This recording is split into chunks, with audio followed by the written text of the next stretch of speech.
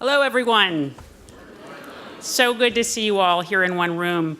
I'd like to welcome you all to Though Many One, Overcoming Polarization Through Catholic Social Thought. My name is Kim Daniels, and I've been working with John Carr and the Initiative on Catholic Social Thought and Public Life to help pull this event together. We are so happy that this day is here and so grateful to see so many friends and soon-to-be friends all together in one room. Thank you for being with us for this unprecedented gathering. One thing I'd like to say, just as we've gotten a lot of questions right now, is that it's so good to be here together in one room, face to face, that we'd like to hold off on social media for a while. And we'll explain more about that at the end of this session. But if it's okay, we'd really appreciate it if you could hold back and be present here with us in this room. So thank you. We've had a remarkable group of diverse Catholic leaders helping us plan this gathering. Together, we compiled a list of over 200 names, people who we would have loved to have had here in the room with us, even as we knew we'd have to keep our group relatively small so that we could build relationships and be present here in beautiful Riggs Library together. We sent out about 100 invitations with the expectation that we'd get about 50 people here with us. As you can see, the response rate was overwhelming. That's a problem we're thrilled to have. That enthusiastic response demonstrates a recognition among a wide range of Catholic leaders of diverse backgrounds and perspectives that in these polarized times, it's more important than ever that we witness to our faith by bringing Catholic principles to public life with unity, with purpose, and with joy. So we're here together to spend the next 3 days exploring how best to do that. We'll spend our time not looking inward towards ecclesial concerns, but outward at how we can best offer a faithful, principled, and effective Catholic contribution to public life. Our goal is to build unity, develop relationships, and advance the joy of the gospel so as to more effectively witness to our faith. We see this as one way to answer Pope Francis's call in Gaudete et Exsultate for us to seek holiness in a practical way for our own time, with all its risks, challenges, and opportunities. We're confident that our shared faith and the principles of Catholic social thought can help us address polarization, defend the poor and vulnerable, and advance the common good in our divided nation. Finally, with this crowd, we know that our discussions will be both faithful and lively, and that we'll make every effort to root them in love and truth.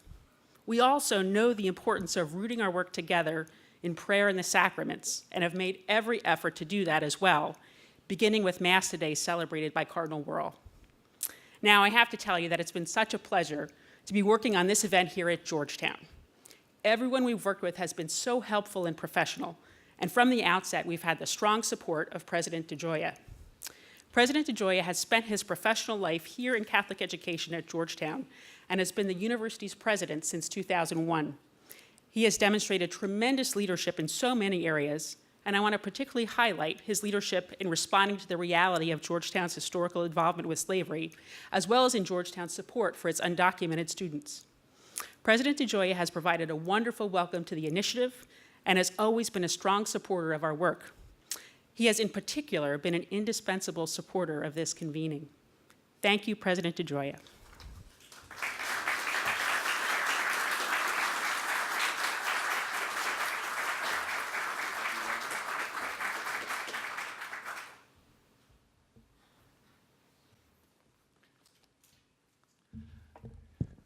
Well, thank you very much, Kim. It's really a privilege to be able to work together with you, and we're grateful for your contributions in co-convening this gathering with John Carr and our Initiative on Catholic Social Thought and Public Life, and your leadership has been invaluable in bringing us all together today and in your vital service at the USCCB and in the Vatican's Secretariat for Communication. Well, good morning, everyone. Welcome to Georgetown. It's an honor to have you all here.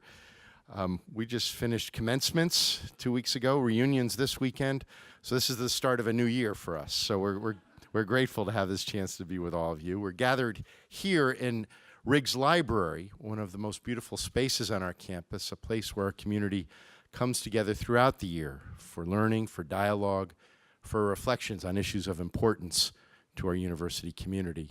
And today is one of those special days. We're honored by the presence of so many special guests this morning. I wish to begin by recognizing three individuals who you will hear from over the course of our time together.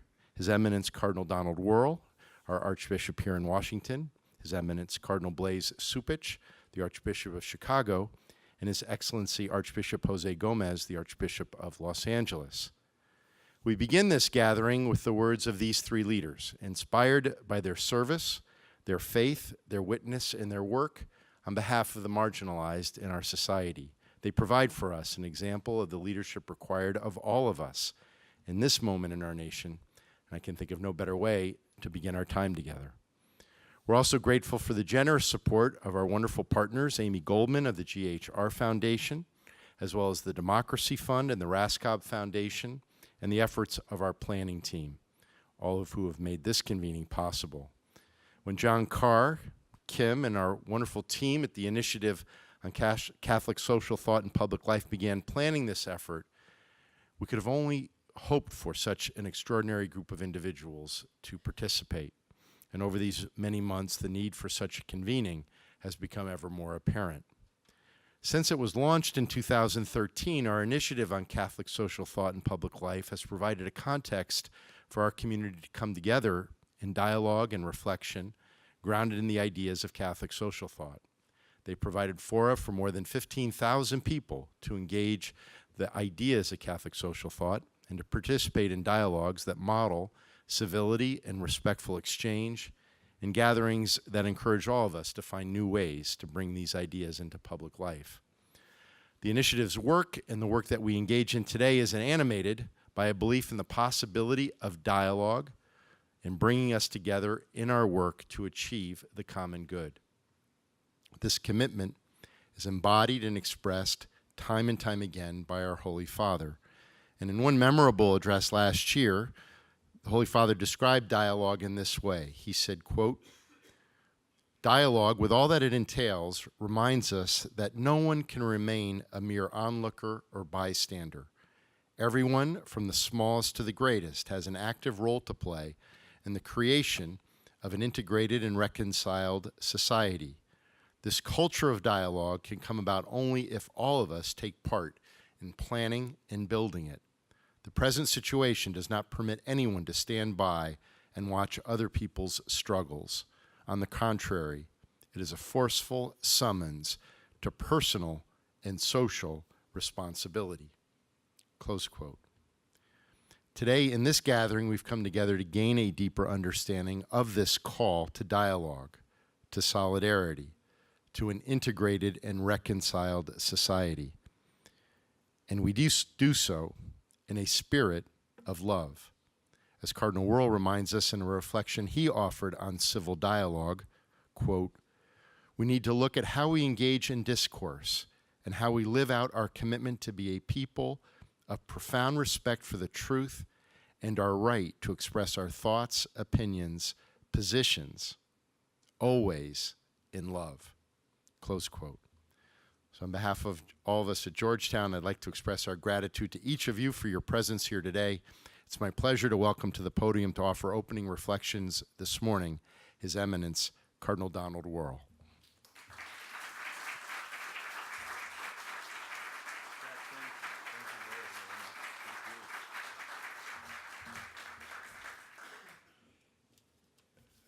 Dr. DeGioia, thank you. Thank you so very much. Thank you for being the host to this very significant gathering. And before beginning these few reflections on the importance of this convening, I want to express my appreciation to John Carr, to the director of the Initiative on Catholic Social Thought and Public Life here at Georgetown University. I particularly appreciate the leadership that he has brought to this whole effort, that he has provided over the past 5 years to this initiative, because what it has done, and this is a flowering example of it, it has reminded all of us that we need to be at the same table, talking to one another, addressing the issues, even though we come from various different perspectives. I think the initiative is or has become a very contemporary sign that it is possible to do this. It is possible to bring together people who have completely different starting points to address issues of great concern. I also want to direct a word of appreciation to Kim Daniels, the co-convener of this gathering. You bring not only enormous knowledge, but the great experience of having worked with our Conference of Bishops for so long, and your organizational skills. Thank you so very much for your part in making this happen. In these very brief introductory remarks, and I have to highlight both of those words. I was told that these are brief and they're introductory, and so I am going to just touch on three very, I think, important elements, but only briefly. Catholic social teaching holds out for all of us a field of common ground that we can potentially see as a ground on which all of us can stand in that search for commonality that allows equally truthful positions, but coming from different perspectives to be ultimately fruitful in the convening of those ideas. The second point I want to touch on is the obligation of civil discourse, speaking the truth in love. And finally, the last point I'm going to touch on is the extraordinary role, the beautiful role model of Pope Francis, not just in content, but in his whole style of bringing people together.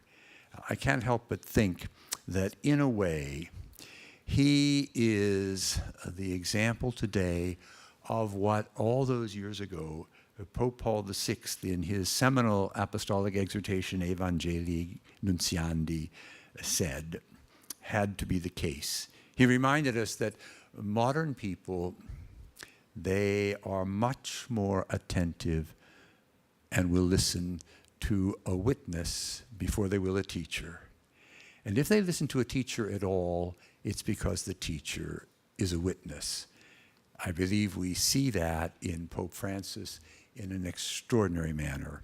But under that first heading, Catholic social teaching, under that first point, I want to note one of the telling observations of the 2012 Synod on the New Evangelization.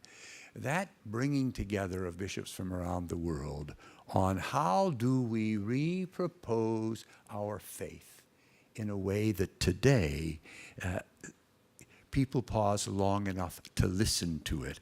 How do we repropose that? And he reminded us, that was Pope Benedict then, that out of everything that was being said in that synod, in that month-long discussion, was the recognition that we all agreed on, no matter where you sat in that aula, that service has become the new entree into the world of ideas, into the world of faith, into the world of even conflicting ideologies. That people are much disposed, young people, young adults today, to enter into the world of service to others, to care for others. The first of these efforts is this desire to be there for others. But we learned during that synod that in addition to actually carrying out the work of the gospel, there's a second element that comes to the fore in service.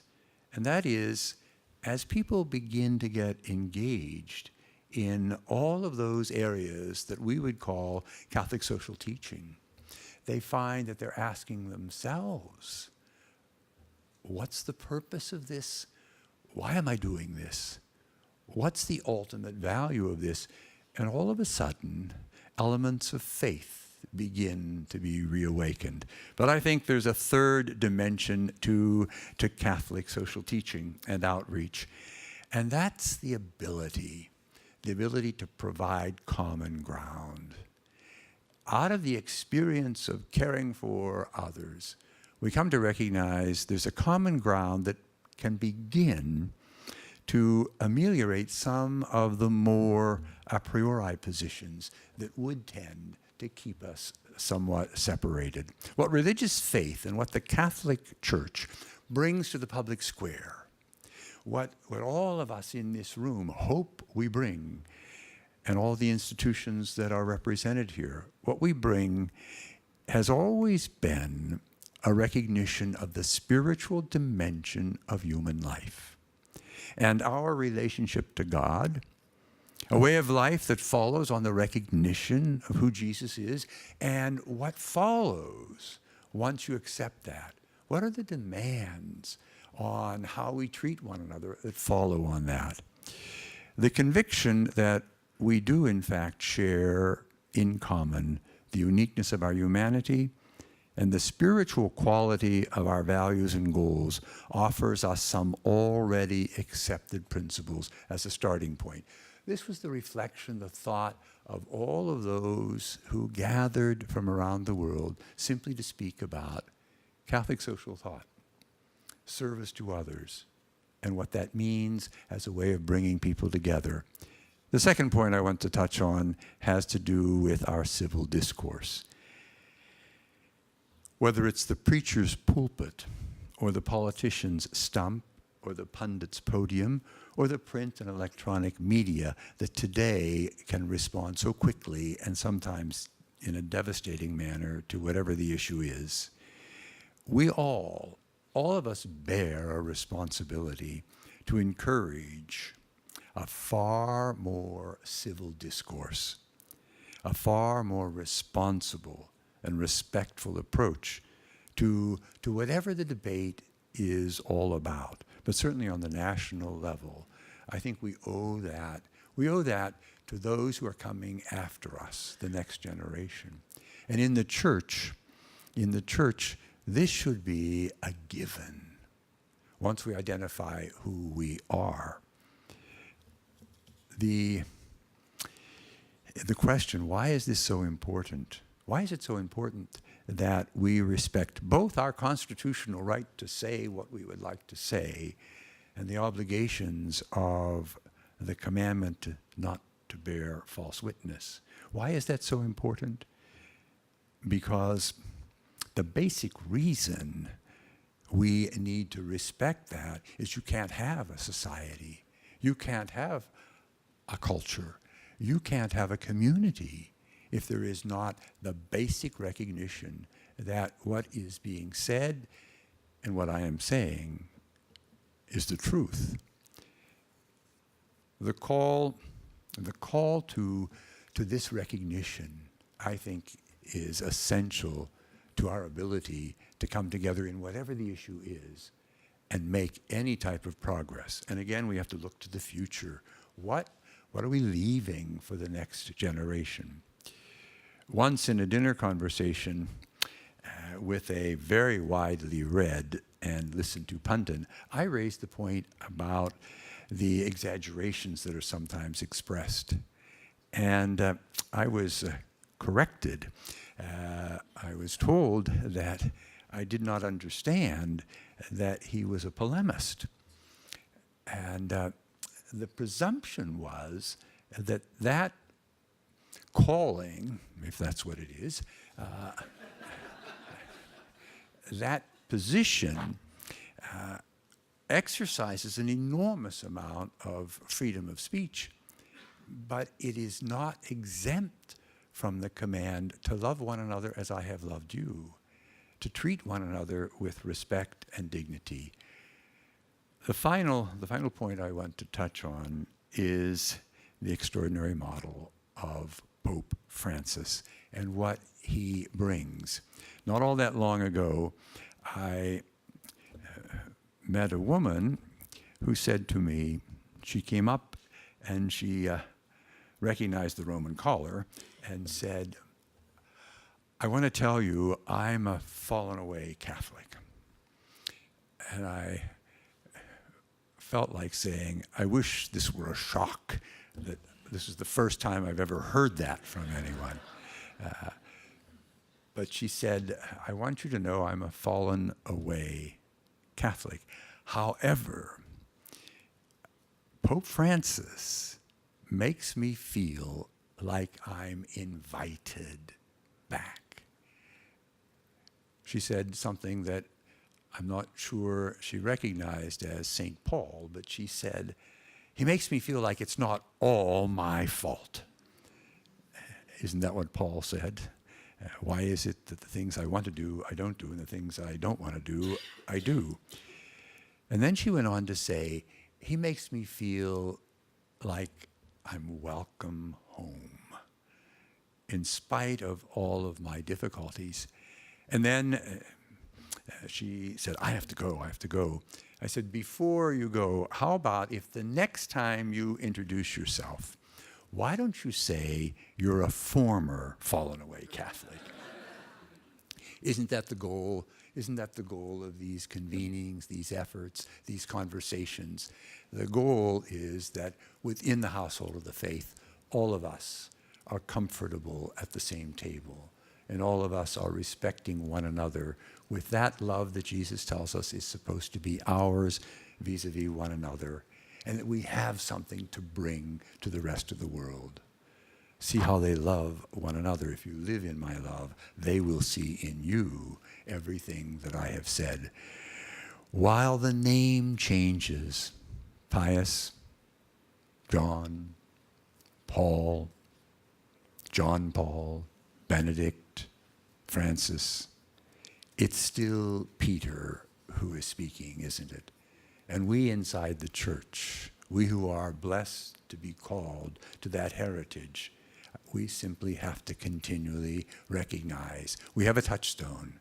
We have an ultimate reference point that can help us overcome whatever our divergencies might be. My hope is that this convening, this gathering, will strengthen and reinforce our shared vision, that while we may come at things from different cultural, social, and political orientations, whether we are dubbed liberal or conservative or whatever else, we do recognize a commonality in our desire to build a good and just society, to nurture our common heritage, and to walk more closely together as members of the same family, sharing different viewpoints, but one in faith and love, so that we can remain always committed to that reality of who we are. We speak the truth in love because we were called to be a people who love one another. And if that love is manifest enough in our speech, in our service, in our actions, we can begin to imagine the impact we can have on a much, much better world. Thank you. Congratulations on this convening. And may God bless your efforts today to do everything that we've just talked about, to speak the truth in love and to show the face of the Lord. Thank you.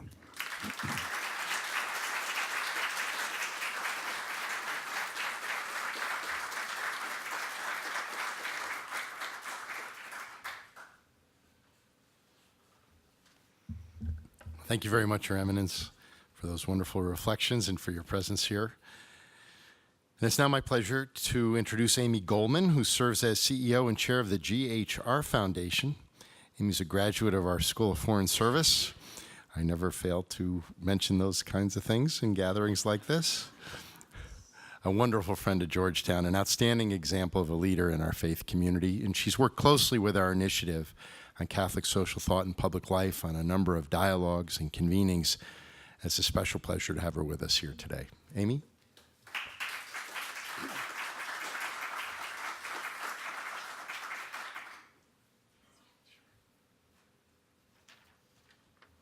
Well, thank you, President DeGioia. He neglected to say he was Dean of Student Affairs when I was here. So we've crossed paths in many ways. But I particularly want to thank President DeGioia for his leadership on really being a champion for the initiative itself, and then also for being at all of these wonderful dialogues that John Carr and now Kim Daniels have been putting together. That leadership, that commitment is really integral to why in the short 5 years that the initiative has been at work, that it has gotten so far so fast. So truly, thank you, President DeGioia. So as President DeGioia mentioned, GHR Foundation has been supporting the initiative from the beginning, and I have to say really from before the beginning. I met John Carr in Minneapolis on a snowy day, and he had an idea. And we were thrilled and privileged to be part of this idea from the beginning, because a lot of our work at GHR is really about bridging divides. We come from a Catholic tradition and a Catholic legacy. We operate in the world of global development. We feel that Catholic social teaching is an incredibly powerful asset for us to accomplish greater impact. So I'm really eager to hear from this group over the next 3 days of the common definition and further refinement and common understanding of Catholic social teaching for so many of us who will then take that and deploy it in the greater world. So again, I thank you for all of the work you are about to do and then what lies ahead. So I really, in particular, am here to welcome Cardinal Blaise Cupich and Archbishop Jose Gomez to this event. These are two pastors who live out the joy of the gospel every day, two leaders who practice what the church teaches on protecting human life and dignity, practicing solidarity, and caring for the least of those, two teachers who share the principles of Catholic social thought in their own communities and beyond.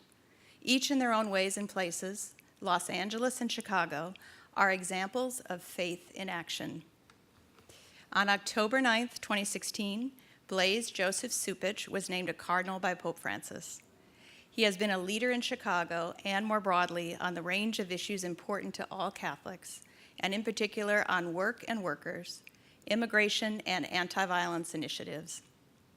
He obtained his BA in philosophy from the College of St. Thomas in St. Paul, Minnesota. I believe he was a year ahead of John Carr at St. Thomas. I'm also happy to report I'm affiliated with St. Thomas as well, so there's a lot of Tommies in the room.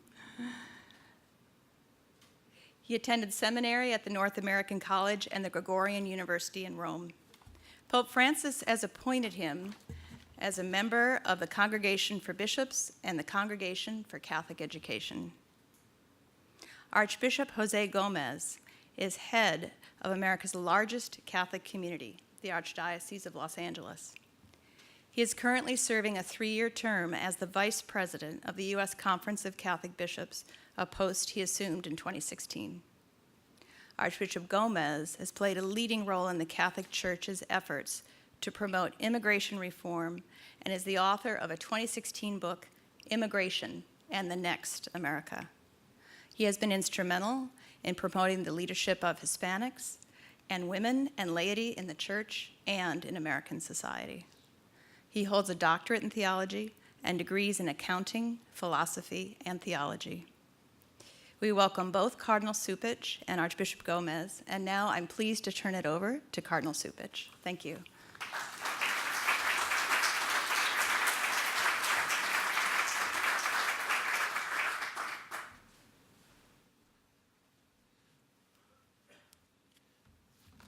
Thank you, Amy. It's great to hear the wonderful work that your foundation is doing, and I'm so grateful for your support.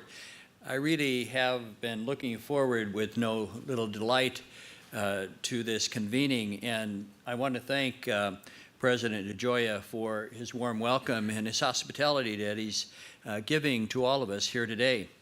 It really is, for me personally, good to be back on the campus of Georgetown University, where I spent many afternoons during the 1980s playing squash at the Yates Fieldhouse. Those were very happy days, and I was always welcomed here. Thanks to Your Eminence Cardinal Wuerl for your leadership, your words of introduction today, and the support that you're giving to this wonderful event. I'm also grateful to John Carr, the director of the Initiative on Catholic Social Thought, and also Kim Daniels as the co-convener, and all the collaborators who are bringing us here together. They have made it clear to us that we're here not just to talk to each other, but we're here to listen to each other, to spend time so that we come to know each other. In fact, it is our being together, even more than what will be said, that has the potential of opening some new pathways as we address the topic of overcoming polarization, which John and Kim had invited us to pursue. Archbishop Gomez and I have been asked to set the stage for this convening by raising some topics and offering some comments that will give direction to our time together. I want to begin with some remarks about how I understand the word polarization. I think it's good for us at least to talk about that. Polarization commonly refers to the division of the population into two sharply contrasting groups, holding their own set of options or beliefs. So in saying that, I want to make clear that I believe that polarization is different from partisanship. Partisanship is about a division over ideas and beliefs, whereas with polarization, it is the people themselves who are divided, living an isolated and siloed existence in their own spheres, depending on different sources of information, and also at times distrustful or even dismissive of the other groups and the other group and their sources of information. Even more, polarization describes a situation in which peoples are so far apart, geographically, economically, hermeneutically, that they barely hear what others are saying. Partisanship may divide us in terms of our particular approach to issues, but there was a time not so long ago when partisans of different stripes worked together, even while recognizing their differences, and they got things done. Polarization threatens the very idea of working with those on the other side, not to mention getting things done. Those characteristics of polarization alone should make it clear that if we are serious about overcoming polarization, it is not sufficient to take up this task only on the level of ideas. If there is to be a dialogue, it cannot be limited to simply finding common ground as it applies only to positions held. Something has to be done to move people, not only to recognize how they may share some common ground on the level of ideas, but even more importantly, to move them to see how they are connected to each other as persons. Now, this morning, I want to talk about three resources that I have personally found helpful and which I believe have the potential of opening a pathway for moving in this direction. Pope Francis's notion of dialogue, the American heritage of civil argument, and finally, Catholic social teaching. Overcoming polarization by placing emphasis on connecting people rather than just arguing over ideas is precisely what Pope Francis is proposing when he speaks about dialogue. To be sure, some are suspicious of the Pope's call for a dialogue, believing that it is just a strategy to avoid conflict, that it fails to come to conclusions. It creates uncertainty about what is true, or worse yet, waters down the truth in order to come to an agreement, or at least the appearance of an agreement. But this critique misunderstands what the Pope is saying. For Pope Francis, the first goal of dialogue is to encounter the other, not argue differing ideas, and surely not argue them in a way that obscures the truth or makes it relative. During his visit to the United States in 2015, he urged us bishops, quote, to dialogue fearlessly, end quote, but always first affirming others as persons, realizing, quote, deep down that the brother or sister we wish to reach or redeem with the power and the closeness of love counts more than their positions, as distant as they may be from what we hold as true and certain, end quote. That is the kind of dialogue the Pope is urging, one understood, first of all, as encounter. I personally find the Pope's urging both a helpful corrective and a guide. For instance, I can tell you a lot of stories from our college days in St. Paul when John Carr and I regularly argued various political and social topics. But I imagine that he's going to have the last word at this convening, so I'm going to exercise some restraint. Let me just say that I have come to listen to John more attentively because I know him.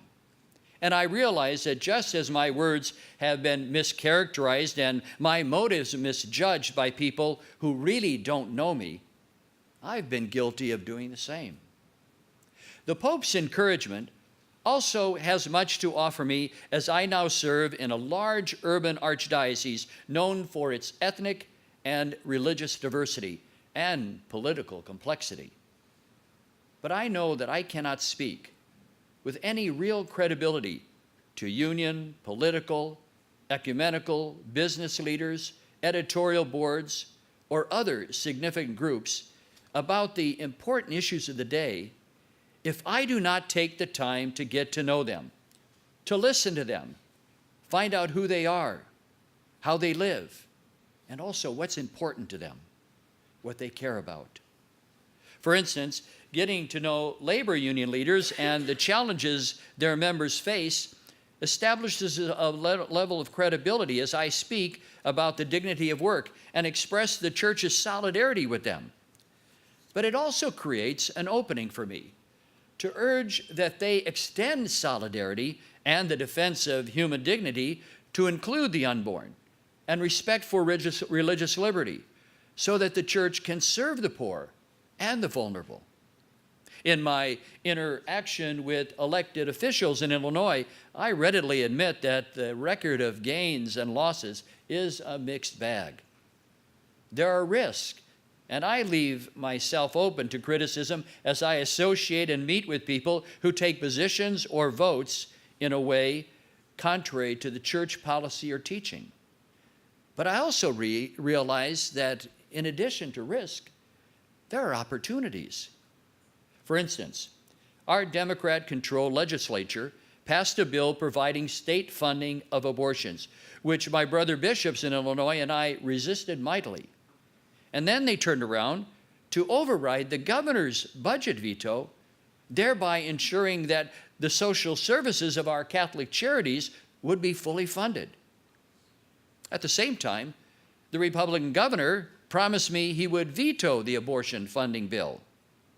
But then he broke his word, which deeply disappointed us.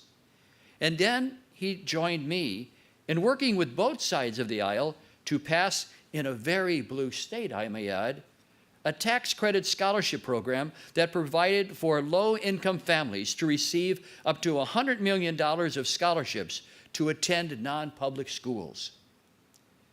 In all of this, we did not trade or compromise church teaching, but we worked together where we could and continued to oppose actions that contradict our fundamental values.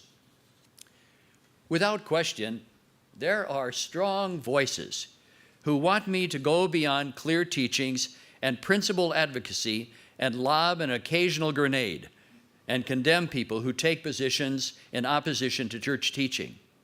And they consider me weak for not doing so.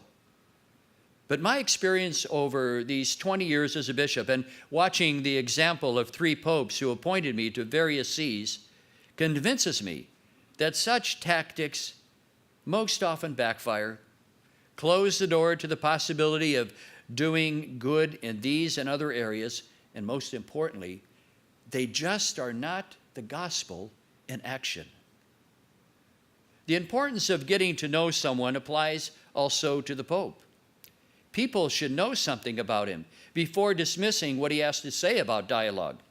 His entire life is a product of the Ignatian exercises, which is the reason he reflects an admirable serenity and good sense of humor in the midst of some enormous challenges. His urging of a dialogue as encounter finds its roots in the so-called Ignatian presupposition, a central tenet of the exercises. This is how it reads. Let it be presupposed, that every good Christian is to be more ready to save his neighbor's proposition than to condemn it. And if he cannot save it, let him inquire how he means it. And if he means it badly, let him correct him with charity. This surely should make anyone pause before labeling someone a bad Catholic or heretic, or for that matter, to reject out of hand what the Holy Father has to say, either because of his authority or before they understand who he is. In addition to what Pope Francis says about dialogue, I believe we can also tap into our American tradition of civil argument as a resource for opening a pathway forward in overcoming polarization. And that's my second point. Some weeks ago, you may have heard Senator John McCain read this excerpt from his recent book, The Restless Wave. I'd like to see us recover our sense that we are more alike than different. We argue over little differences endlessly and exaggerate them into lasting breaches. Whether we think each other right or wrong in our own views on the issues of the day, we owe each other our respect.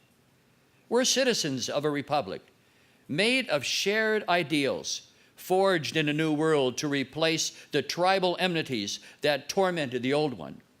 Even in times of political turmoil such as these, we share that awesome heritage and the responsibility to embrace it. When I heard Senator McCain recite these words, I was struck by his observation that it was precisely the drive to find a new way to deal with the tribal enmities of the old world that gave rise to this new world, this republic that we call America. That commitment to deal with our differences and diversity by ever forging a more perfect union is a unique heritage of this nation and that we should embrace. In fact, I found his words particularly reminiscent of the opening pages of John Courtney Murray's classic, We Hold These Truths. There, Murray noted that America's experience of pluralism is uniquely different from the old world. Pluralism, he wrote, was the native condition of American society. It was not, as in Europe or in England, the result of a disruption or decay of a previously existent religious unity. This fact, he continues, created the possibility of a new solution. Indeed, it created a demand for a new solution. The possibility was exploited, and the demand was met by the American Constitution. His point is that the American heritage is not that we are divided by our differences, religious or otherwise, but that we are united in arguing about them for the purpose of creating new solutions, forging a more perfect union, which Murray reminds us is never a done deal, but something we aspire to as a nation. Our heritage is to value public argument and not shy away from it as if we were terrified of conflict or worse, prone to retreat into our own polarized camps, safely living in isolation with those who affirm our views. Society is civil, Murray observes, when it is formed by people locked together in argument. And even when we reach agreement, he urges, we should continue to argue, because our heritage has always been about creating new solutions, forming that more perfect union. Now listen to these riveting words of John Courtney Murray that I believe still have currency today. The American consensus needs to be constantly argued. If the public argument dies from disinterest or subsides into angry mutterings of polemic or rises to the shrillness of hysteria or trails off into positivistic triviality, or gets lost in the morass of semantics, you may be sure that the barbarians are at the gates of the city. And I would add, if public argument dies because people choose to slink away into their social enclaves and are afraid or just too lazy to engage in civil argument. Public argument is hard work, and it involves and requires a commitment, but also a certain level of friendship, Murray notes. It's not the friendship of close relationships, but one that is respectful and considerate of others. Charles Taylor, in his essay, The Politics of Recognition, makes a similar point in arguing that along with the commitment to the equal dignity of individuals, there must be a commitment to a politics of recognition as a precondition to dialogue and the way we negotiate our identity as a community. Finally, Catholic social teaching offers us a helpful resource as well for charting a new path forward in overcoming polarization. The centerpiece of the Church's social doctrine is a commitment to the defense and promotion of human life and dignity from conception to natural death. And it is important to understand that this commitment is to integral human life, meaning that it takes into account the whole person, all the complex and interrelated dimensions that make up the human person: spiritual, social, psychological, physical, educational, and economic. St. Pope John Paul II broke new ground in advocating for an integral approach in defending human life and dignity by persuasively making a case for solidarity and how human beings are interdependent with one another. Pope Francis builds on this understanding of humanity as interdependent in his recent exhortation, Gaudete et Exsultate. He reminds us that God does not save humanity as individuals who have no bonds between them. As a result, we are never, as he says, completely ourselves unless we belong to a people. Rather, God draws us to himself, taking into account the complex fabric of interpersonal relationships present in the human community. God wanted to enter into the life and history of a people. The point is that Catholic social teaching reminds us that polarization ends up making us less human. In fact, St. Pope John Paul II was unabashed in calling polarization sinful, simply because it raises seemingly implacable obstacles to fulfilling God's plan for humanity. This is how he puts it. It is important to note that a world which is divided into blocks, sustained by rigid ideologies, and in which, instead of interdependence and solidarity, different forms of imperialism hold sway, can only be a world subject to the structures of sin. This is so, he notes, because all of this creates a sense of hopelessness in the world. The sum total of the negative factors working against a true awareness of the universal common good and the need to further it gives the impression of creating, in persons and in institutions, an obstacle which is difficult to overcome. Catholic social teaching puts into perspective the dehumanizing cost of polarization, but it also has the power to provoke a healthy examination of conscience for all of us, which just might be the first step we all need to take in the effort to overcome this sin in our lives. A dialogue understood as encounter, a retrieval of our heritage as Americans, and an unswerving fidelity to Catholic social teaching, I believe all have much to offer as we explore a pathway in overcoming polarization. Let me close by observing that from time to time I see people and institutions already employing these insights in a way, by the way that they discuss challenging issues of the day. One of them is the next speaker, Archbishop Gomez.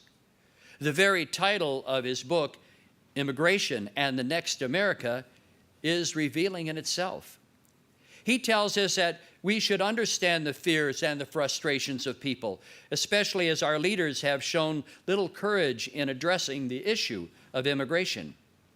He chooses words not to condemn, but to inspire America, to reclaim her identity, and for Catholics to see this issue through the lens of the gospel. We need to work, he writes, to make sure that immigration reform is part of an even more comprehensive reform, a project for American renewal aimed at forming a new national identity and civic culture dedicated to the universal values of promoting human dignity, freedom, and the community of the good. We need to take the next steps toward realizing the dream of America. That is the kind of invitation I make to you today, to join in this effort and take the next steps in bringing together this nation that we all love. Thank you.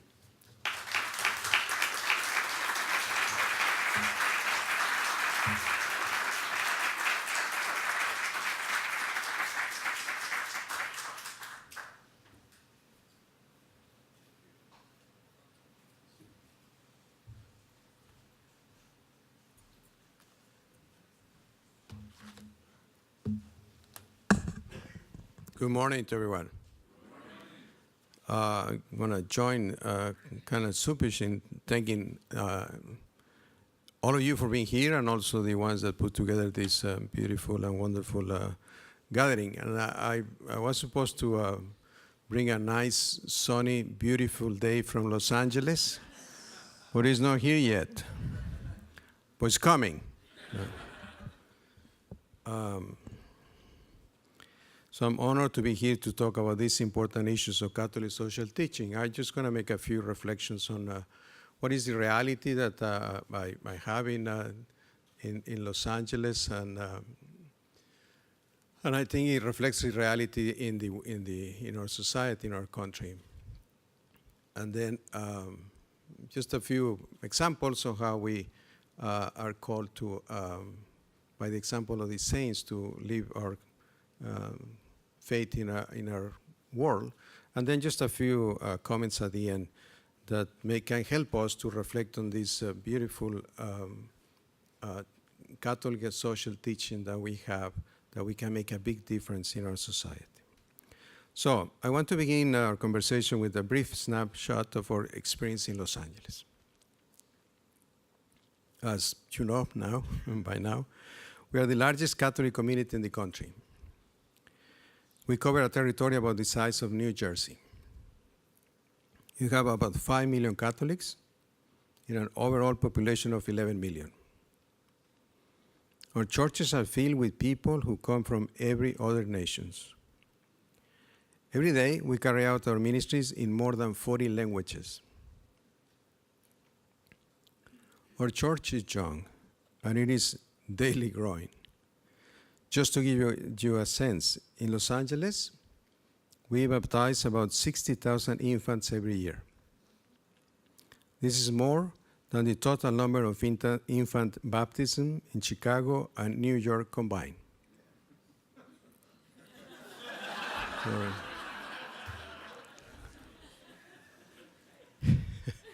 That's the reality, so.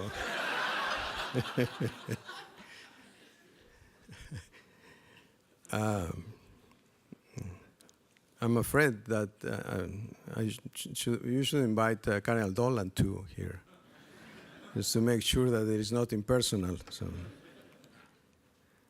I tell people, you want to see what the church will look in the future, you should come to Los Angeles. But my friends, there is another side to Los Angeles. A more sobering set of statistics. Every night in the Los Angeles area, we have 55,000 people who have no place to call home. They are sleeping on sidewalks and on the bridges, in parking lots in their cars. There are tent cities now in many of our neighborhoods, even in the suburbs. And the fastest growing category of homeless is children. In the shadow of our cathedral downtown, we have one of the world's largest prisons. All told, we have about 20,000 men and women behind bars. And the vast majority are Black and Latino. And just down the road from the cathedral, in a neighborhood that is almost entirely Spanish-speaking, there are 9 abortion clinics within a 1-mile radius. Sadly, they are busy. More abortions are performed in Los Angeles than any city except New York.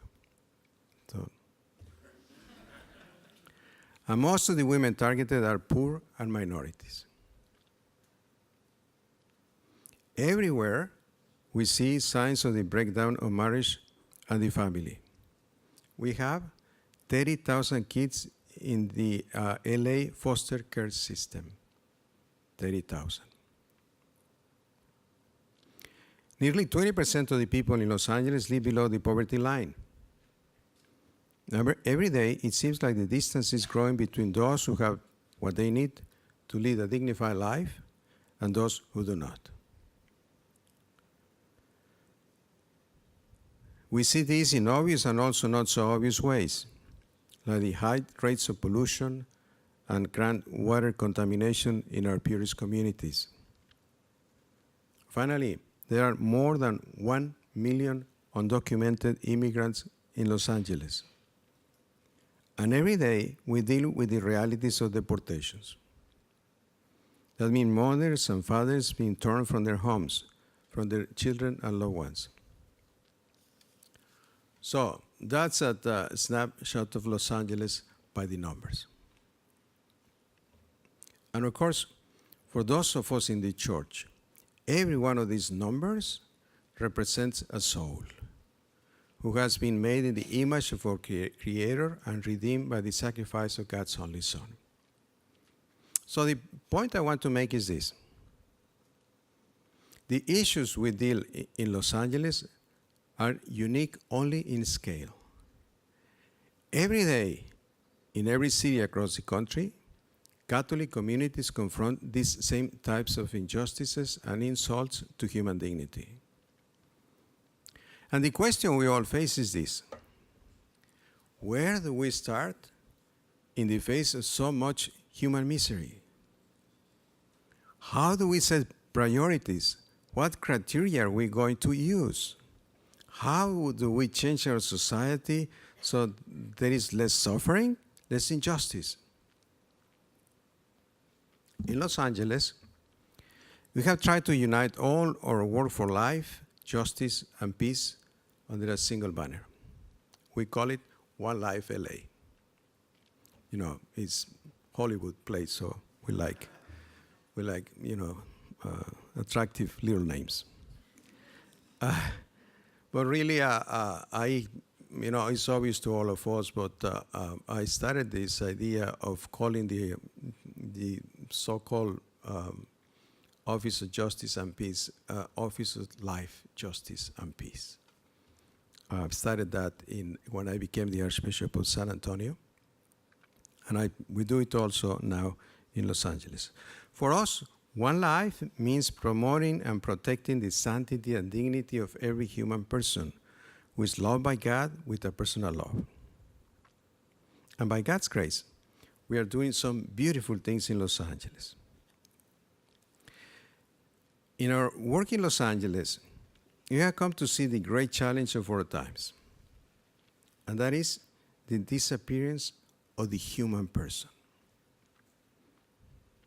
We are living in a society where God no longer matters, and the human person is on the verge of being forgotten too.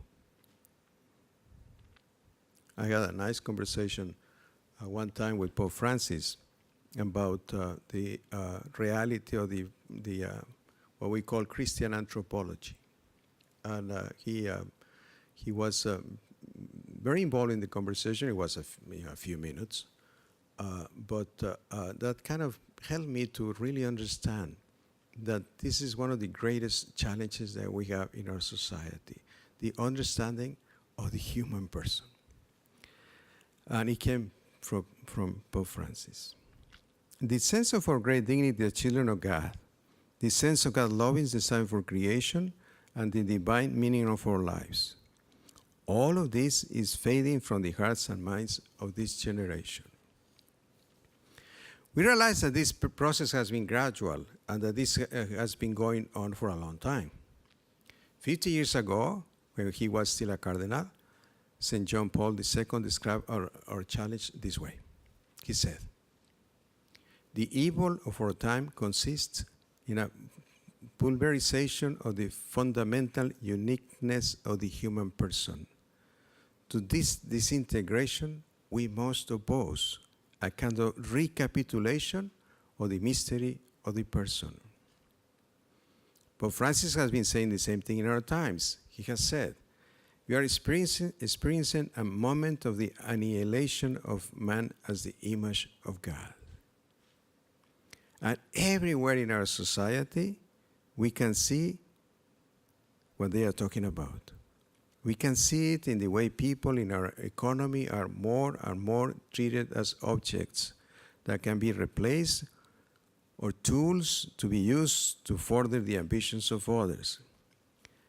And we can see it too, sadly, in the human wreckage around us, the lives lost in addictions and wrong choices that leads to despair and degradation. We see it in the random cruelty and violence that we have come to accept as the daily state of affairs in our society. So, my friends, in this moment, as a church, as Christians, we need to be united in the urgent mission of proclaiming and defending the mystery of the human person in our times.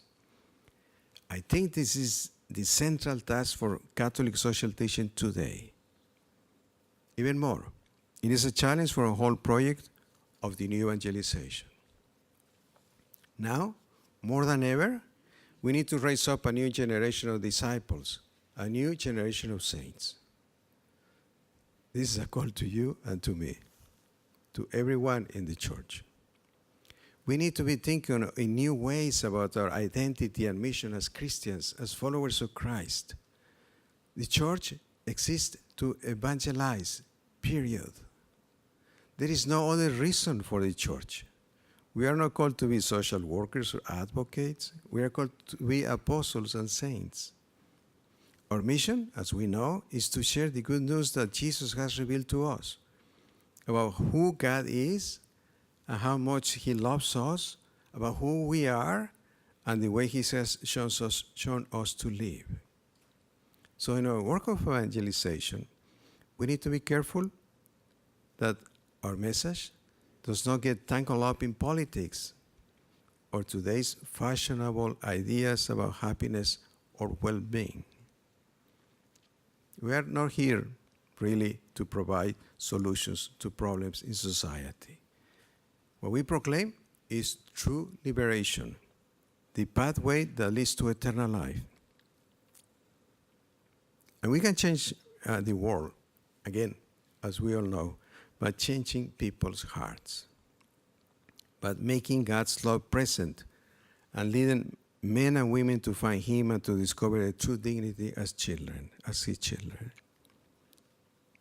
And you and I, we are called to carry out our Christian mission in the world, person to person, heart to heart. It's a beautiful challenge. Every time that I see the reality of the church in the Archdiocese of Los Angeles and in our country and in our world for that matter, it's just a great time to understand our extraordinary call to bring Christ and the teachings of Christ to our people. The great French apostle, Venerable Madeleine Delbrel, used to say, Mission means doing the very work of Christ wherever we happen to be. We will not be the church, and salvation will not reach the ends of the earth unless we help save the people in the very situations in which we live. Beautiful words for us as we gather this week in this beautiful reflection and time together. We have a mission in life, and that mission is to live as children of God and to try to become like Jesus, to see as He sees, to feel as and think as He does, to be holy as He is holy. And God is calling all of us to seek holiness, to be saints, each in our own way, in the circumstances of our ordinary life, in our homes, at work, in school, in our communities. When we become missionaries by being good neighbors, when we seek holiness, it opens our hearts to building God's kingdom of love and justice and peace. When we seek holiness, it leads us deeper and deeper into the lives of our brothers and sisters, the joys and hopes, the miseries and misfortune. So the love that Jesus Christ is calling us to is concrete and personal. It is expressed through human contact, through works of mercy and sharing our lives with others. We have a vocation to love.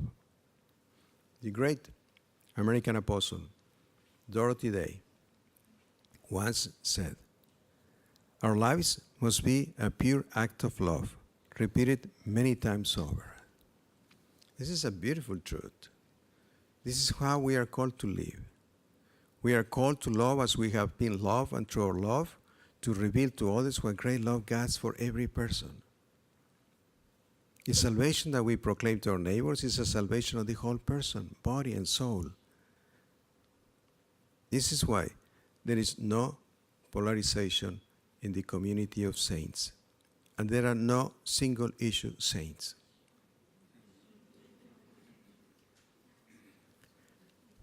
The saints teach us to see with the eyes of Christ. They teach us to see that every human life is sacred and special, no matter what stage of development or condition of life. And the saints teach us that whenever human life is threatened, whenever the image of God is obscured and violated, we are called to rise up and defend it. When we think about Saint Mother Teresa, we usually think about her charity to the poor and the dying and her defense to the unborn. But Mother Teresa did not stop there. She also raised a prophetic voice against war and the arms race, against the death penalty and the greed and inequality she saw in the global economy. Another saint, Blessed Oscar Romero, is going to be canonized this October, as we know, was martyred for his defense of human rights and social justice. But when we read his homilies, it is striking how often he speaks out against abortion, artificial contraception, and divorce. In fact, I was reading one of his homilies the other day, and I want to share this thought with you. Blessed Oscar Romero said, "Matrimonial fidelity and the morality of preserving the life that begins in the womb of a woman are ancient themes, not new ones. And the church must defend them even if it means losing applause and being attacked by the public." So, dear friends, in our defense of the human person, we need to remember what Blessed Romero and all the saints know. If we want to promote the sanctity and dignity of the human person in our times, then we also must protect the sanctity and permanence of married love and promote the beauty of family life, as we all know. We also need to have special care to defend the most vulnerable. In the logic of God's love, the weakest and the most vulnerable in society must always be our priority in the church. This is why abortion will always be the fundamental social injustice and priority in the church, because it means the direct killing of the most defenseless members in the human family. But like the saints, we cannot stop there. We need to fight for the human person. We need to defend the sanctity and dignity of the person everywhere and to work for his salvation. So let me just offer a few final thoughts. We are living in a time of confusion in our society, when the reality of God is fading away and the reality of the human person is disappearing too. We are becoming strangers to our own selves. We no longer know who we are or what's inside us. And many of our brothers and sisters are falling by the wayside, discarded and lost. Pope Francis talks about that a lot. But God does not leave us orphaned or alone. Jesus Christ still brings freedom for every human heart, and his church is still the hope for a fallen world. That means you, and that means me. In those moments, God is sending us out to be his witnesses. We are called to testify that this world still speaks of God, that creation is his handiwork, and that he is still carrying out his intention in history, his beautiful plan of love. It's exciting. Even if I'm in Los Angeles, where we have all of those challenging situations, and where traffic is horrible, it's really exciting. Life is one, and God's love is one. One life, one love. We are surrounded by God's goodness, and he loves us with a love that is greater than any power on earth. And we are made for so much more. We are made to be made divine. The God of all creation wants to share his blessed life with us. The Son of God became a son of man, so you and I might become sons and daughters of God. This is our dignity and destiny. This is what God dreams for our lives. It is indeed a beautiful, exciting time for us. We need to look in the mirror every day and really believe that this is true. And we need to share this truth with the people of our times. So thank you for listening, and I'm sure that we are going to have a beautiful time, as Cardinal Cupich said, listening to each other. Thank you, and God bless you all. First, I want to thank Cardinal Cupich and Archbishop Gomez for those wonderful reflections, which I think frame our conversation for the next several days, and really are going to serve as a fruitful resource for us. They've generously agreed to give us some time for questions right now, and I just want to let you know that we'll go to a little bit after 11:30 or so, and then we'll give them a chance to step down, and John and I will come up, and we'll give you a chance to ask us some questions about the next few days. We'll let you know a little bit about the process we're going to go through, and then we'll go to Mass and lunch. So first, I just want to ask the first question, if I may, my prerogative up here. I was so struck by what you talked about, Cardinal Cupich, when you mentioned that Pope Francis calls us to dialogue fearlessly, which of course echoes Pope John Paul II, who so many times called us to be not afraid. And it reminds me that there are risks to this kind of conversation that we're having right here, right? There's the risk of perhaps leaving out important principles or papering them over. There's a risk of coming out of our bubbles, talking to other people. And at the same time, I was struck when I listened to you, Archbishop Gomez, talk about what's going on in Los Angeles, the lives lost to addiction and abortion and violence, the homeless. And I see the risk of not having this conversation. It seems that now more than ever, we're called to an integrated Catholic witness in public life. And so I wonder if you could both share a little bit about what you see coming out of our conversation here today. What would you like most to happen at the end of our gathering? Well, I think you hit the nail on the head when you mentioned that when the Pope said to dialogue fearlessly, he was touching on a point that we don't even want to be in the same room or next to people that we disagree with, not because we're angry with them, but because sometimes we're afraid. And we don't even know the other person, yet for some reason we have this irrational fear of even engaging them. And that's why I think the Pope is saying, then get to know the other person. dialogue has to begin with encounter. My hopes and aspirations would be, in fact, that you would be the first to be willing to just to get to know each other, aside from issues that you might disagree with, to get to know what you care about. As I said, as I talk to leaders in the city, I want to know, what's important to them, what do they care about, where do they live, who they are. Because that in some way gives a context to who that person is. Much like I said that about the Pope. The Pope really, I believe, his whole ministry is the result of a life lived with the exercises. And that's a core of who he is. So I would hope that you would do that before you would get into any discussion of finding common ground in the world of ideas.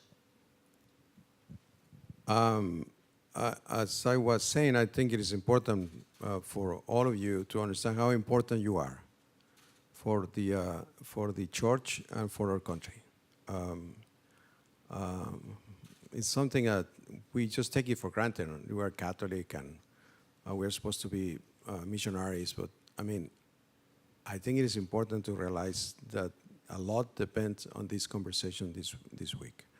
And for that, I've been participating now in a little small community. I don't know why I'm there, but it's these newly married couples that are together in the cathedral in Los Angeles. They call themselves Cathedral Couples in Christ. Okay, the former pastors of the cathedral kind of put it together. All the people that he was officiating their marriages, Monsignor Kevin Kostelnik. And then he was moved by the Archbishop to another parish, so the Archbishop took over that little group. So everything has consequences. But I'm enjoying that small community, and one of the things that they say, that there are about 30 couples, that they enjoy the most is that in that group they are vulnerable. They were able to be vulnerable. That means, I guess, that they can talk about whatever is in their hearts and in their situations in life. And that sharing that with that freedom, that makes them really strong in their marriages and in their life in the church. So I think in order to really that we all can become the leaders in the church, we should take up this opportunity to be vulnerable and then allow the grace of God to help us to make a difference. Now we'll take questions from you all. Is there a microphone? Thanks. Sorry. So I would just say, if you could please identify yourselves. My favorite John Carr line is, please phrase your question in the form of a question. And so let's take a few. Does anybody have anything they'd like to ask?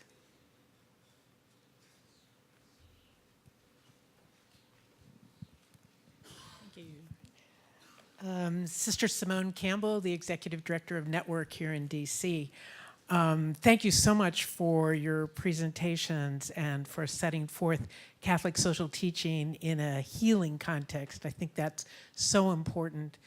But I'm curious, in these times that are so challenging within our nation, I'm curious at this idea of how do we live in a way that's different than the individualism that seems so intense in our nation? And how do we live with a heart for all the statistics, all the folks you talked about, Archbishop Gomez? Because for me, that idea of witness demands a sense of community and working for the common good that has political consequences in today's world. And so I'm curious for your insights on what are the political consequences, how do we live in this very challenging time?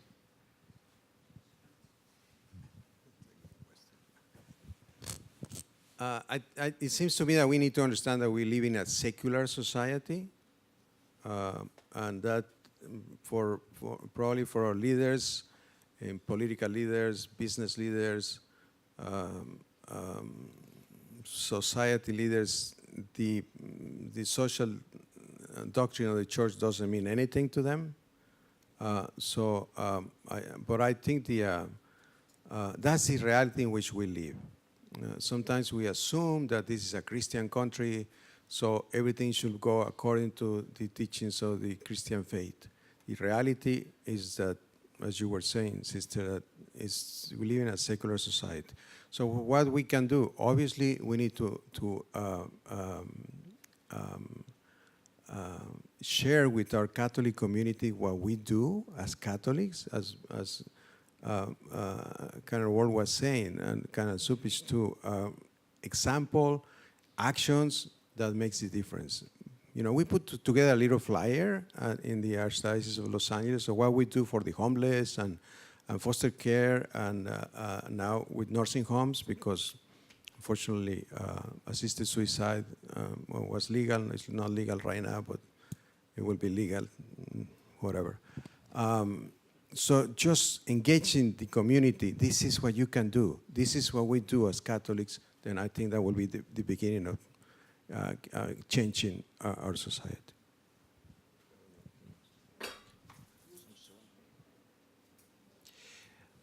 I think another aspect of all of this in terms of the individualism that's out there is technology. People are living in these little devices that we have now. Kids don't talk to their parents, they text them. I was on the plane last night with a woman who's very much involved in the world of technology, and she said some very disturbing things to me about artificial intelligence technology developing, of how there are going to be all sorts of new conveniences that are out there, cars that drive themselves and all the rest of it, but also it's going to spread more into, for instance, decisions about how market investments are made, about what kind of information we get, about even the manipulation of that artificial intelligence for political purposes that will continue to even divide us more. I don't even think we've had a discussion about that in terms of our own church mission, but it is coming, and it's coming rapidly. And it seems to me that we should not underestimate how the new technology is atomizing us, distancing us from one another, is responsible for family distanciation, where people aren't having dinner together or talking to each other. They're sitting there watching their little thing as they have dinner even. They may be in the same room, but they're not present to each other. So I think that I'm troubled by what she had to say, and I just had a half-hour conversation with her. So I think we need to talk more about that. Thank you. Maybe time for one more question.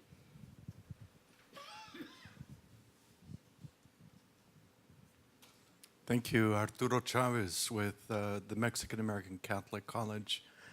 It's a kind of a build on what you just touched upon, Cardinal. In the discourse, we really are at a time where people feel they're entitled to their own facts, not just their own opinions. And I think this, both of you touched on the importance of truth in this process of building common ground. I just was wanting to hear a little bit more of where do we seek that truth and those facts at this time of great division and this time of great deception? I think it has to begin with living an authentic life. I think truth can't be just a category or an idea. It has to be a person, a witness.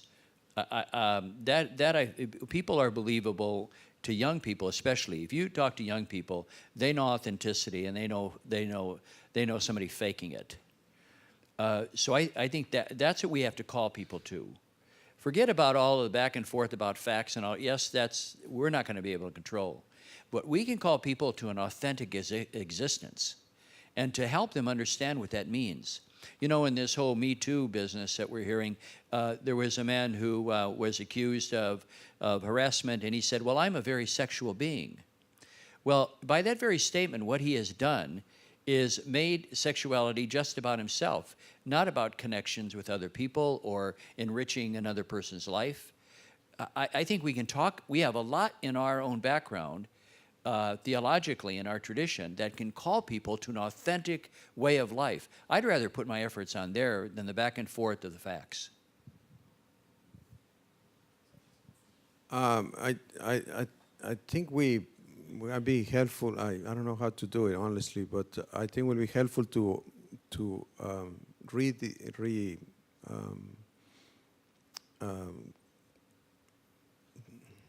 define. How can I say it? To help people to understand God's plan for creation and for the human person. Of course, when you say that, you assume that people have faith. But I think just in a normal way, at least for us Catholics, how do we start with our Catholic people? Just helping them to understand that God had a wonderful plan for creation, for the human person. And just kind of finding the way to communicate that to them with good things that are happening. That will be the beginning of that they can discover truth. God is good. God created each one of us in a wonderful way. We have wonderful examples, and to do good things. So, but it's easy to talk about it, but out there is a challenge. Thank you so much, Cardinal Cupich and Archbishop Gomez and Cardinal Wuerl, for your remarks. I thought those were wonderful reflections this morning. Why don't we all thank Cardinal Wuerl, Cardinal Cupich, and Archbishop Gomez.